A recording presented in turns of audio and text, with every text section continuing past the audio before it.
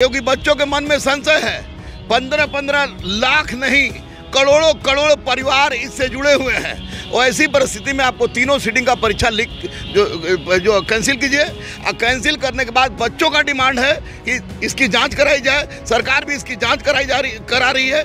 SIT पर हो, आर्थिक अपराध इकाई पर हो, साइबर सेल पर हो, हमको किसी भी तरह का संदेह नहीं है। नमस्कार, आप देख रहे हैं न्यूज़ पॉइंट नेशन में आपके साथ अभिजीत सिंह। बीते दिनों सचिवालय सहायक के एग्जाम हुए थे जिसमें प्रथम पाली के पेपर लीक मामला सामने आया, जिसके बाद आर्थिक अपराधी इकाई ने कार्रवाई करते हुए 2 लोगों को गिरफ्तार किया गया, जिसके बाद आयोग ने इस पर कार्रवाई करते हुए प्रथम पाली के एग्ज़ाम को कैंसिल करा दिया गया है। इसी पे बात करने के लिए हमारे साथ है गुरु रहमान सर। हम इनसे बात करेंगे।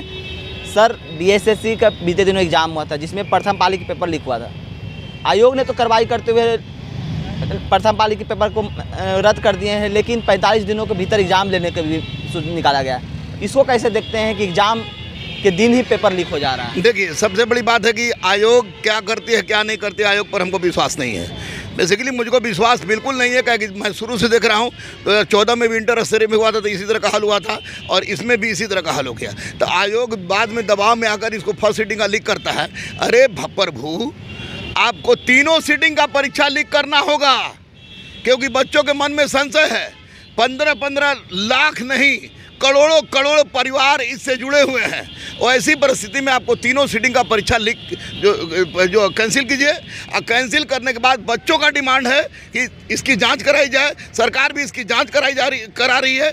SIT पर हो, आर्थिक अपराध इकाई पर हो, साइबर सेल पर हो, हमको किसी भी तरह का संदेह नहीं है। लेकिन क्या कारण है कि इनके द्वारा चोर पकड़े जाते हैं, जैसे कि BPSC में पकड़े गए और फिर उसके बाद फिर अगला परीक्षा हुआ, उसमें भी क्वेश्चन आउट हो गया। तो इसका मतलब है कि कहीं ना कहीं एक कोबरा बैठा है जो बच्चों के तकदीर के साथ खिलवाड़ कर रहा है। उस कोबरा के फन को कुचलने के लिए अब ये जरूरी हो गया है कि अब एक स्वतंत्र निकाय से, जैसे CBI से इसकी जांच कराई जाए, जो कि हाई कोर्ट के वर्तमान किसी न्यायाधीश के निगरानी में हो, तब ताकि सारा दूध का दूध और पानी का पानी हो जाए और गरीब अनाथ असहाय बच्चों के साथ न्याय मिल सके। मुझे माननीय मुख्यमंत्री से, माननीय उप मुख्यमंत्री से नम्र निवेदन कर रहे हैं हम कि आपके शराबबंदी को सैल्यूट करते हैं, महिलाओं के आरक्षण को सैल्यूट करते हैं, तो एक नज़र इन गरीब मासूम बच्चों की ओर भी उठाइए, क्योंकि जिस दिन आप जाग जाइएगा उस दिन चोर चाहे कब्र के 7 ताल नीचे क्यों ना हो, वो बाहर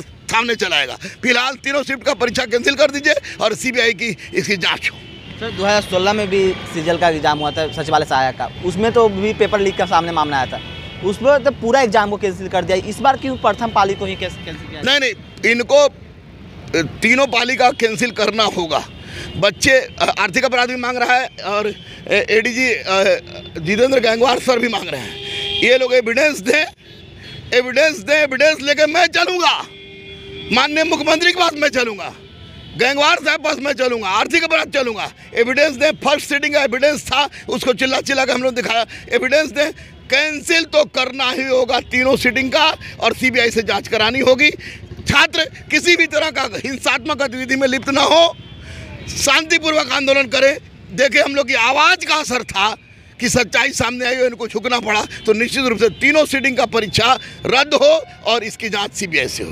सर, गुरु रहमान सर से एक लास्ट क्वेश्चन होगा। बिहार में जितने भी प्रतियोगिता परीक्षा होते हैं जिसमें पेपर कभी लीक हो जाता है, अगर लीक नहीं भी होता है तो रिजल्ट के लिए, नोटिफिकेशन के लिए मार होता है। इसको आप कैसे देखते हैं? इसमें सरकार को क्या करना चाहिए कि इस ऐसा ना हो? देखिए, सरकार जिस तरह से जो ध्यान दे रही है अन्य चीज़ों पर, शिक्षा एक बहुत बड़ा आधार है, रीढ़ है।